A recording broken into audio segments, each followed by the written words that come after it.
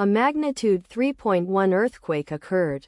Azores Islands, Portugal. 19 kilometers SA of Vila Franca do Campo, Portugal, or 936 kilometers WNW of Funchal, Portugal. On Monday, the 9th of June 2025, at 12 hours 2 minutes and 11 seconds local time, the quake had a depth of 0 kilometers and was not felt, or at least not reported so.